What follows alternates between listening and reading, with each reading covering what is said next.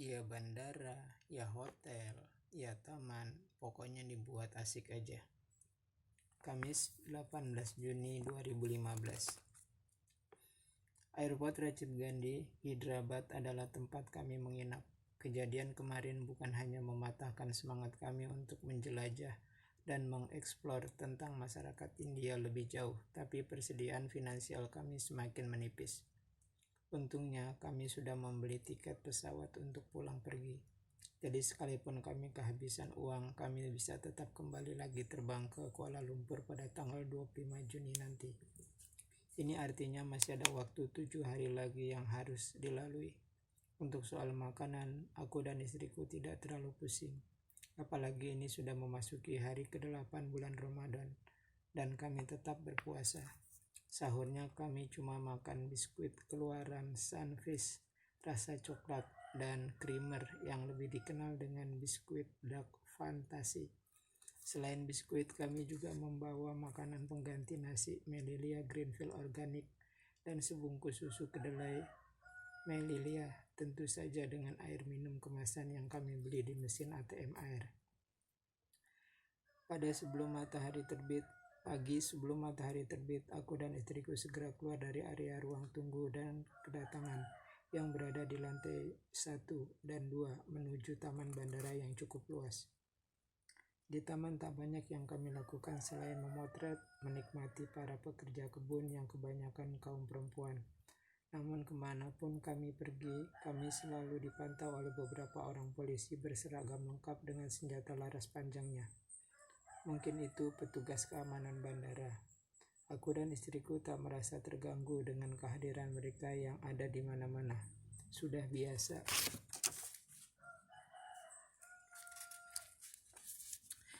Ada juga yang berbalik, sudah biasa. Kalau polisi bandara seperti itu, mungkin saja situasi di Hyderabad ini agak rawan sehingga diperlukan penjaga keamanan yang lebih banyak. Memang risih saja karena hal serupa tidak dijumpai di negara lain seperti Malaysia, Singapura, Thailand, bahkan di Indonesia. Hal seperti itu tidak kami temukan hingga terkesan agak berlebihan. Sepanjang hari kami hanya duduk, jalan-jalan menikmati taman yang tertata dengan baik. Di tengah taman terdapat tiang bendera yang cukup tinggi. Bendera India berkibar di tengah taman itu, melambai-lambai dengan megahnya. Area taman sekaligus menjadi tempat parkir di bandara ini cukup luas. Terkadang untuk mengisi waktu, kami berjalan jauh dari area parkir bandara dan menjelang sore, kami kembali lagi ke ruang tunggu atau ruang kedatangan atau sekedar melihat-lihat restoran cepat saji.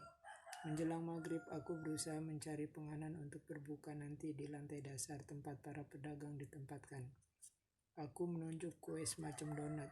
Aku bertanya, apa isi donat itu? Mereka menjawab bahwa isi donat adalah daging anjing atau daging babi. Aku tak jadi membeli donat itu. Walaupun aku tak membeli donat itu, aku puas karena penjualnya jujur mengatakan bahwa donat itu diisi oleh daging babi atau anjing. Begitupun dengan kue-kue basah lainnya.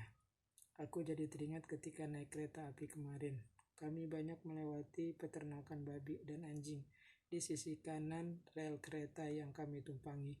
Rupanya peternakan itu memasok daging mereka salah satunya untuk mengisi kue-kue basah yang mereka isi dengan daging yang mereka ternakan.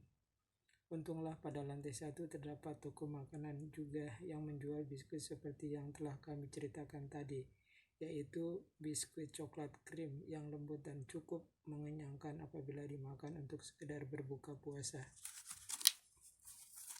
Di Bandara Rajiv Gandhi International Airport Hyderabad ini tidak ada fasilitas musola atau tempat sholat. Ketika aku tanyakan kepada seorang, mereka cuma menunjuk tempat kosong terbuka yang sama sekali tidak cocok untuk sholat karena kotor. Selama aku berada di sini, aku dan istriku merasa aneh kenapa orang-orang berpakaian gamis dan berjilbab plus cadar, mereka tidak ada yang berpuasa. Mereka para penjemput atau pengantar para penumpang pesawat kebanyakan yang kami lihat. Mereka tidak berpuasa. Mereka banyak yang makan di kantin-kantin, di rumah-rumah makan cepat saji, bahkan mereka mengeluarkan makanan yang mereka bawa dari rumah dan memakannya di area bandara, selayaknya keluarga yang sedang piknik. Aku dan istriku tak bisa menyimpulkan pemandangan yang aneh ini. Kalau mereka Muslim, mengapa tidak berpuasa? Kalau dikatakan bukan Muslim, mengapa pakaian mereka kental dan sangat identik dengan seorang Muslim? Perempuannya selain berjilbab juga bercadar dengan gamis hitam. Lelakinya juga kebanyakan bergamis putih, krim, dan juga hitam dengan jenggot yang panjang. Pemandangan aneh itu kubiarkan saja berada di depan mata, tanpa mau mencari tahu lebih jauh. Setiap bangsa pasti punya budayanya sendiri-sendiri. Bagi kami yang terpenting sekarang adalah menunggu saatnya berbuka puasa. Ya, sekitar 2 jam lagi maghrib akan tiba. Mengisi waktu itu aku hanya berusaha menghafal Al-Quran juz 30. Sebagai referensi kalau lupa aku membukanya di tablet. Itu saja kerjaku. Sementara istriku hanya melihat-lihat pesawat yang mulai menjauh meninggalkan bandara dengan tujuannya masing-masing. Sesekali aku menemaninya, memperhatikan pesawat-pesawat yang terbang dengan jurusan yang berbeda. Ada yang lurus, ada yang berbelok ke kiri, dan ada yang berbalik ke kanan. Biasanya kami memperhatikan pesawat-pesawat itu cukup lama sampai kami perkirakan waktu maghrib sudah tiba. Di bandara ini tak terdengar suara azan sama sekali, jadi kami harus sering-sering melihat jam. Setelah kami yakin waktu maghrib sudah tiba, kami pun segera berbuka. Makanan yang kami siapkan hanya susu kedelai yang kami bawa dari rumah dan biskuit yang kami beli di kios bandara ini. Makanan itu pun sudah cukup mengganjal perut kami hingga menjelang waktu sahur nanti. Desain Bandara Internasional Rajiv Gandhi memang sangat unik dan sangat menghemat energi listrik. Untuk pendingin, hampir di semua ruang dan tempat yang kami datangi tidak dibutuhkan tenaga listrik sama sekali, dan udara masuk dari seluruh penjuru mata angin. Di lantai 1 dimanapun posisi kita berada, angin selalu masuk menerpa setiap orang. Tak ada tempat berlindung dari serbuan angin. Begitu juga di lantai 2. Mungkin di lantai dasar tempat para pedagang makanan juga terdapat hal yang sama. Jelas bukan sembarang orang yang mendesain gedung megah seperti ini karena tidak ada satupun AC yang digunakan. Entah di bagian gedung yang lain, kami tak mengetahuinya karena hanya 3 lantai itulah yang selalu kami singgahi. Otomatis sudah 2 malam berturut-turut kami selalu kedinginan. Ada satu hotel yang ada di dalam bandara ini, namun setelah kami cek harganya terlalu tinggi, Rp2.000 per malam. Sementara perbekalan kami semakin menipis, jadi kami menyiasatinya dengan cara malam ini kami tidak tidur. Kami tetap melek atau bergantian kami tidur, tapi terkadang tidak bisa juga. Hal ini sengaja kami lakukan untuk menghemat biaya. Kami berencana pada siang hari yang biasanya kami berjalan-jalan, kami manfaatkan untuk tidur di dalam taman dengan alamnya yang terbuka. Jadilah malam ini kami begadang, hitung-hitung menghidupkan malam Ramadan dengan berzikir dan menghafal Al-Quran hingga menjelang waktu sahur nanti. Jam terus berlalu. Jam 8 malam, 9 malam, 10 malam, 11 malam, 12 malam, 1 pagi, 2 pagi, 3 pagi, 4 pagi. Jam 4 pagi menjelang subuh barulah kami makan sahur. Tidak dengan nasi, kami sahur kembali dengan meminum segelas susu kedelai, 2 sendok Greenfield organik, dan sebotol air putih. Setelah itu siap-siap menunggu waktu subuh. Menjelang matahari terbit dan ketika aktivitas bandara sudah mulai ramai lagi. Sebenarnya bandara ini selalu ramai 24 jam, namun semakin siang akan semakin ramai lagi dengan tibanya para penumpang pesawat yang hendak pergi atau para penjemput yang akan menjemput kerabat, saudara, atau rekan bisnisnya yang akan tiba di bandara ini. Jumat 19 Juni 2015. Pagi sekitar jam 8, aku dan istriku sudah membawa troli dan meletakkan 2 tas kami di atasnya dan segera mendorong troli itu menuju taman. Pagi ini terasa berat karena semalaman kami tak bisa tidur sama sekali. Sesampai di taman kami bergantian tidur di taman. Pertama aku dulu yang tidur. Setelah aku merasa enakan di badan dan rasa kantuknya hilang, giliran istriku yang tidur. Kami saling bergantian berjaga-jaga. Udara taman yang sepoi-sepoi membuat rasa kantuk kami semakin menyergap, sehingga tidur yang aku rasakan begitu berkualitas. Sebentar memang, tapi cukup untuk begadang nanti malam. Karena di area bandara tidak ada tempat untuk sekedar meluruskan badan dalam keadaan berbaring. Kami harus tetap terjaga, baik dalam keadaan duduk atau berdiri. Biasanya kami memanfaatkan troli untuk menyanggah badan kami saat duduk di lantai. Terkadang kami tidur di kursi tempat para penunggu yang akan menjemput penumpang yang baru turun. Tapi di kursi itu sayangnya tidak ada orang, sehingga kami tak mungkin duduk di situ berdua saja. Memang tidak pernah dilarang, tapi kami sungkan untuk tidur di situ. Kami tetap memilih begadang sampai menjelang waktu sahur tiba. Terus terang, kami menjadi sorotan aparat keamanan bandara yang selalu membawa anjing herder yang besar dan senjata laras panjang. Sesekali mereka menanyakan dari mana, dan terkadang mereka memeriksa tiket kami, paspor kami, dan menanyakan macam-macam. Mereka menanyakan kami secara berjamaah. Semua pertanyaan kami jawab sesuai dengan keadaan kami yang sebenarnya. Kami menjadi terbiasa dengan berbagai pertanyaan yang diberikan aparat keamanan bandara. Namun demikian, kami yakin bahwa semua itu mereka lakukan untuk menjaga keamanan bandara. Aku dan istriku pun tak masalah. Silakan tanya apa saja. Kami siap menjawab sesuai yang kami punya dan kami tahu. Pada satu kesempatan aku mencoba menanyakan kepada petugas bandara, bagaimana kalau tiket kami yang sedianya akan berangkat tanggal 25 Juni dimajukan menjadi tanggal yang lebih awal. Namun jawabnya tidak bisa. Kalau mau sekarang juga ke KL bisa, tapi harus membeli tiket baru dan tiket yang tanggal 25 hangus. Namun ada kejadian aneh yang menurut kami agak muskil. Ketika petugas bandara yang berada dalam loket kaca kami minta informasi tentang bolehkah kami mempercepat jadwal penerbangan kami ke KL, petugas loket meminta tiket kami. Aku memberikannya sambil meneliti ia menanyakan kepada kami mengapa mau memajukan jadwal kepulangan. Kami menjawab bahwa persediaan uang yang kami miliki sudah semakin menipis. Tapi tetap saja kami tak bisa mempercepat jadwal penerbangan kami ke Kuala Lumpur.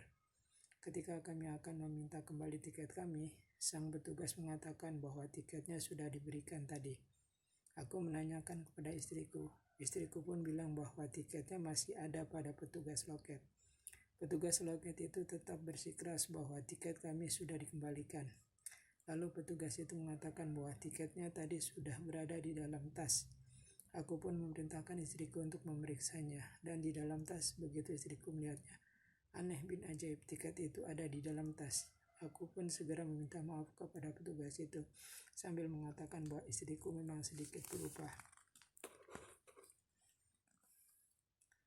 SMS masuk dari anakku di Indonesia. Alhamdulillah, kalau udah sampai baik-baik ya Umi, Ayah. Jaga kesehatan di sana. Alhamdulillah di sini baik-baik. Besok insya Allah aman isinya ya 19 Juni 2015 jam 18.44. Ini SMS dari anakku di Indonesia.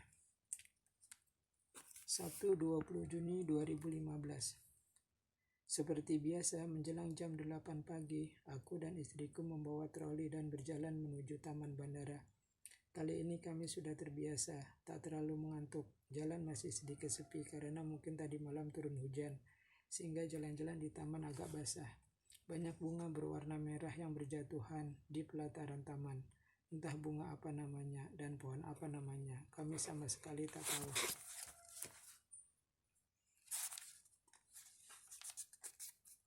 Matahari masih malu-malu menampakkan dirinya dan sedikit tertutup mendung yang mulai menggayut di langit Hyderabad. Hari Sabtu ini banyak dimanfaatkan oleh remaja untuk berolahraga di sekitar taman bandara. Ada yang sedang berjalan dan duduk-duduk di taman bersama calon istrinya. Ada juga sekumpulan remaja putra yang cuma berjalan-jalan saja di sekitar taman sambil bercanda dengan teman-teman sebayanya. Remaja putra ini kami mintai tolong untuk menggambar gambar kami berdua dan kami pun mengabadikan mereka dalam kamera kami. Udara taman yang dingin karena tadi malam habis diguyur hujan yang cukup deras menjadikan kami harus berhati-hati menapaki jalan-jalan di taman ini. Semakin siang, semakin banyak orang yang mendatangi taman ini. Para pekerja taman pun mulai berdatangan dengan alat-alat potong rumputnya. Terkadang mereka bertanya, mengapa kami tidak pernah makan atau minum di siang hari? Lalu kami menjawab bahwa kami sedang berpuasa. Mungkin bagi mereka agak aneh melihat kami tak pernah makan dan minum di siang hari. Seperti yang kami telah paparkan sebelumnya, di bandara ini kami melihat banyak sekali yang tidak berpuasa, tapi pakaian mereka mencerminkan bahwa mereka adalah seorang muslim. Kalau seorang muslim, seharusnya di bulan Ramadan ini mereka harus berpuasa karena itu sebuah kewajiban agama. Kalau mereka bukan muslim, mengapa pakaian mereka mencerminkan hal itu? Tidak seperti perempuan India kebanyakan yang menggunakan pakaian tradisional lengkap dengan sarinya. Aku dan istriku tak lagi memperdulikan hal itu karena kami konsentrasi untuk bisa melalui hari-hari yang cukup panjang di bandara ini. Hanya jalan-jalan, membaca majalah yang kami beli di salah satu toko dalam bandara,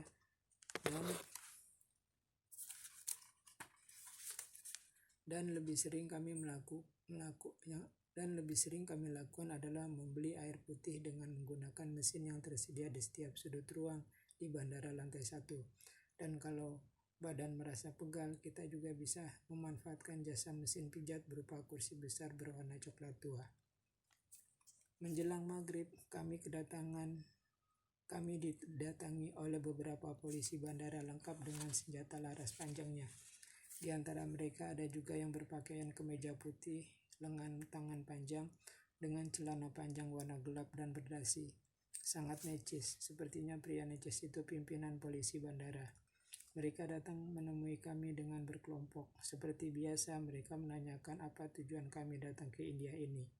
Lalu menanyakan paspor kami dan tiket kami. Kami pun menjawab pertanyaan itu dengan jawaban yang sama seperti beberapa hari yang lalu. Kami datang ke India ini untuk melihat secara langsung kehidupan masyarakatnya yang menurut kami sangat menarik. Menarik, ya. Aku sudah lama mengenal kebudayaan India ini lewat lagu-lagu irama Sungai Gangga yang setiap hari diperdengarkan oleh stasiun radio Niaga Erbama setiap jam 2 sore sampai jam 4 sore. Jadi selama 2 jam itu kami diperdengarkan irama Sungai Gangga yang selalu menemani aktivitas warga Jakarta. Tak peduli anak-anak seperti aku ketika itu. Terkadang di antara lagu-lagu itu diselingi dengan iklan dan juga pembacaan permintaan dari para pendengarnya. Film-film TVRI ketika itu juga pernah menayangkan secara serial film maya, film anak-anak yang menceritakan tentang persahabatan antara seorang anak dan seekor gajah. Ketika kedua pemeran utama film ini selalu berhasil meringkus para penjahat yang sangat merugikan masyarakat di sebuah desa di mana anak itu hidup. Kisah-kisah anak heroik seperti itu sangat membekas dalam diriku, sehingga keinginan untuk melihat langsung negeri yang sudah lama kami tonton filmnya dan kami dengar lagu-lagunya menjadi prioritas yang perlu kami jadikan tujuan petualangan kami, seperti yang hari ini kami lakukan.